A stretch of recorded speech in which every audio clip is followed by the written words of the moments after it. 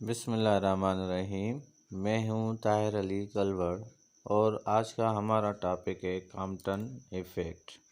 आज हम Compton effect की definition, derivation, which law is applicable, Compton shift and special cases of Compton shift की study करेंगे। Compton effect को H Compton 1923 में ऑब्ज़र्व किया था। ये कॉम्पटन साइंटिस्ट है।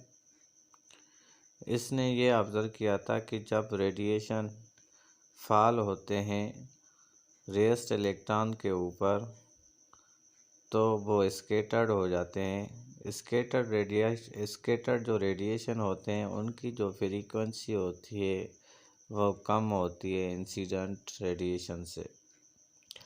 जब रेडिएशन स्टेशनरी इलेक्ट्रॉन के ऊपर फॉल होते हैं तो स्टेशनरी इलेक्ट्रॉन क्या करता है, मूव करता है। उसके पास काइनेटिक एनर्जी भी आ जाती है और मोमेंटम भी आ जाता है।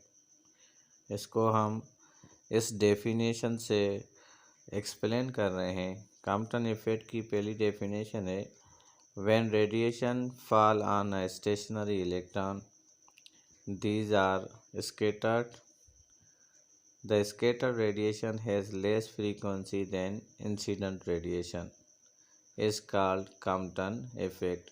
जब रेडिएशन फॉल होता है स्टेशनरी इलेक्ट्रॉन के ऊपर, जो स्कैटर्ड रेडिएशन होता है उसकी फ्रीक्वेंसी कम होती है इंसिडेंट रेडिएशन से, उसको हम कहते हैं कॉम्पटन इफ़ेक्ट।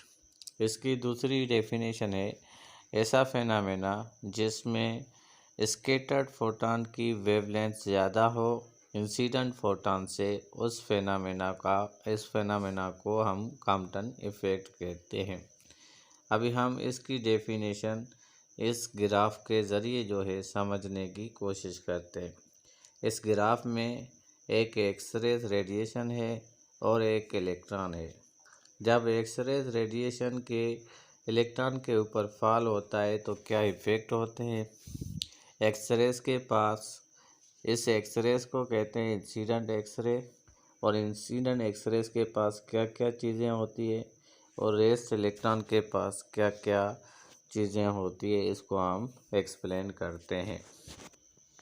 इंसिडेंट फोटॉन के पास जो एनर्जी है वो बराबर है एच एफ, यानी कि एच न्यू के बराबर। जो इंसिडेंट फोटॉन के पास मोमेंटम है वो एच न्यू अपान सी के बराबर। न्यू को कहते हैं हम फ्रीक्वेंसी। ओके, टारगेट जो है वो रेस्ट इलेक्ट्रॉन है। रेस्ट इलेक्ट्रॉन के पास जो पहले मोमेंटम होगी वो क्या होगी, ज़ीरो होगी, यानी कि P = 0। और रेस्ट मास जो मोमेंटम का होगा वो बराबर होगा E = m0c²। जब incident photon rest mass electron के ऊपर फॉल होगा तो फोटॉन स्कैटर्ड हो जाएगा और इलेक्ट्रॉन को कुछ एनर्जी मिल जाएगी जिससे वो भी मूव करेगा। तो मूविंग इलेक्ट्रॉन के पास जो मोमेंटम होगी वो P = mv के बराबर, जो एनर्जी होगी E = mc² के बराबर।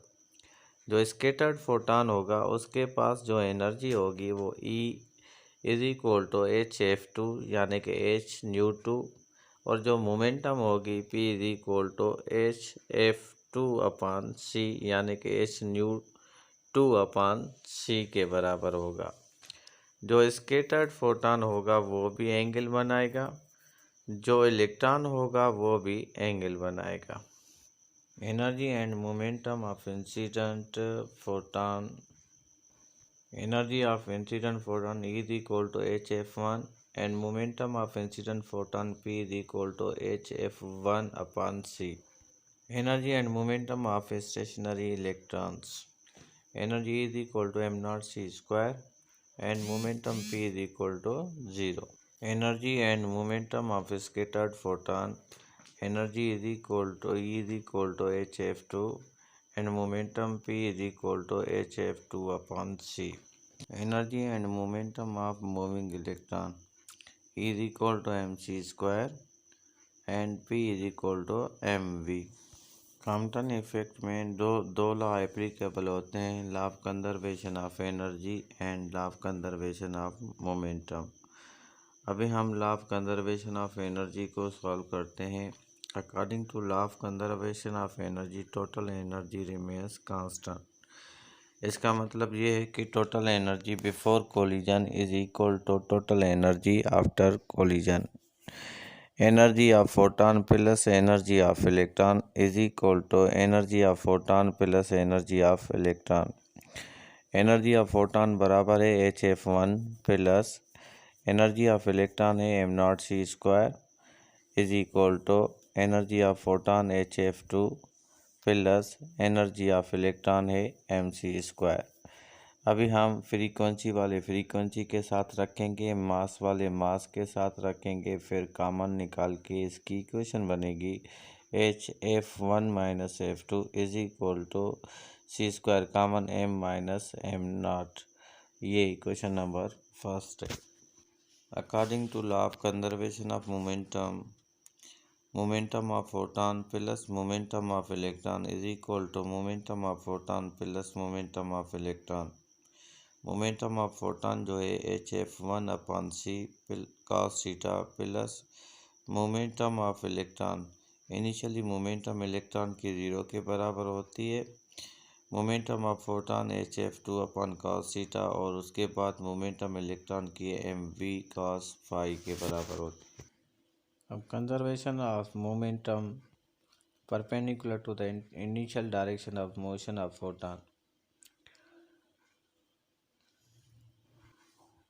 Initial momentum of photon plus initial momentum of electron is equal to momentum of photon plus momentum of electron। यहाँ पे law of conservation of momentum apply हो रहा है। इनिशियल मोमेंटम की फोटॉन की 0, मोमेंटम ऑफ इलेक्ट्रॉन भी 0 है। उसके बाद फोटॉन के पास जो मोमेंटम है HF2 upon c sine theta plus momentum of electron है minus mv sine theta plus minus multiply होगा minus HF2 upon c sine theta minus mv sine theta. After solving equation 1, 2 and 3 we get a formula 1 upon F2 is equal to 1 upon F1 plus h upon m0 c square 1 minus cos theta। This is equation number 4। Okay, यहाँ पे frequency का formula रखा है 1 upon C upon lambda 2 is equal to 1 upon C upon lambda 1 plus H upon m0 c square 1 minus cos theta. Lambda double divided में ये multiply में हो जाएगी lambda by 2, lambda 2 upon C is equal to lambda 1 upon C plus H upon m0 c square 1 minus cos theta. यहाँ से हमने सी को cancel कर दिया, ठीक है ना। अभी यहाँ से हमने सी को कॉमन लिया है 1 upon C is equal to lambda 1 plus H upon m0 c। यहाँ पे स्क्वायर था, सी बच गया 1 माइनस कॉस थीटा। यहाँ से सी और सी को क्या क्या कैंसिल किया, रिमेनिंग हो गया lambda 2 is equal to lambda 1 H upon m0 c 1 minus cos theta. अभी लेमडा 1 यहाँ पे प्लस का है, इस साइड पे जाएगा माइनस का हो जाएगा lambda 2 minus lambda 1 is equal to H upon m0 c 1 minus cos theta. ये किसके बराबर होता है, लेमडा 2 माइनस लेमडा 1, ये चेंज लेंथ के बराबर होता है H upon m0 c 1 minus. Compton shift और कॉम्पटन वेवलेंथ जो है वो इक्वल होती है 890 एंगल पे, ठीक है। Compton shift is equal to Compton wavelength 890 angle. तब जाके जो उसकी इक्वेशन है वो इस तरह बनेगी, delta H is equal to H upon m0 c cos 90 डिग्री। कॉस 90 किसके बराबर होता है, 0 के बराबर होता है। 1 माइनस 0 इज इक्वल टू 1, 1 को एच अपॉन m0 c से मल्टीप्लाई करेंगे तो रिज़ल्ट आएगा एच अपॉन m0 c।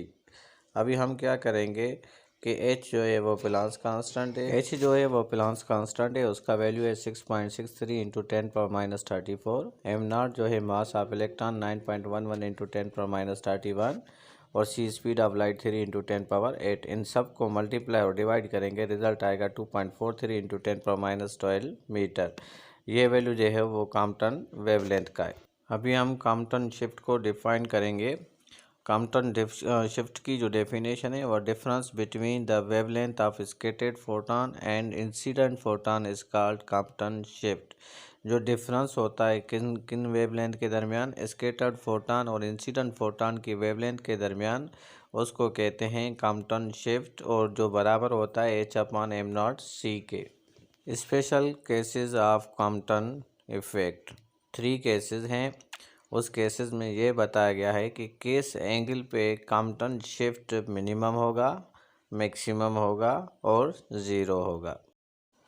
तो केस नंबर फर्स्ट है, if angle is equal to 90 degree then Compton shift is equal to Compton wavelength. अगर angle 90 angle होगी तो कॉम्पटन शिफ्ट और कॉम्पटन वेवलेंथ क्या होंगे, इक्वल होंगे, यानी कि delta wavelength is equal to h/m0c के बराबर होगा। केस नंबर सेकंड में कह रहा है कि when the scattered angle of photon is 0 degree then wavelength of photon does not change. जब स्कैटर्ड फोटॉन की एंगल 0 होगी तो फोटॉन की जो वेवलेंथ होगी वो चेंज नहीं होगी। क्यों? क्योंकि देखें कि डेल्टा वेवलेंथ जो है वो बराबर होता है h/m0c के। तो 1 माइनस कॉस थीटा होती है, cos 0 1 के बराबर होता है, 1 माइनस 1 0 के बराबर होता है। 0 जो है वो मल्टीप्लाई होगा h/m0c से, तो ये डेल्टा h जो है वो 0 के बराबर हो जाएगी, इसलिए वेवलेंथ जो है वो चेंज नहीं होती। केस नंबर थर्ड है, when scattered photon angle is 180 degree then Compton shift is equal to twice of Compton wavelength. तो ये ट्वाइस ऑफ कॉम्पटन वेवलेंथ के बराबर होगी, क्योंकि इसका फार्मूला क्या है, h/m0c 1 minus cos theta. Cos 180 degree minus 1 के बराबर होती है, माइनस को मल्टीप्लाई करेंगे -1 के तो ये +1 हो जाएगा, 1 + 1 2 हो जाएगा। तो जो चेंज वेवलेंथ है वो 2h/m0c के बराबर हो जाएगी। तो जब एंगल 180 डिग्री होगी तो कॉम्पटन वेवलेंथ जो है वो ट्वाइस हो जाएगी।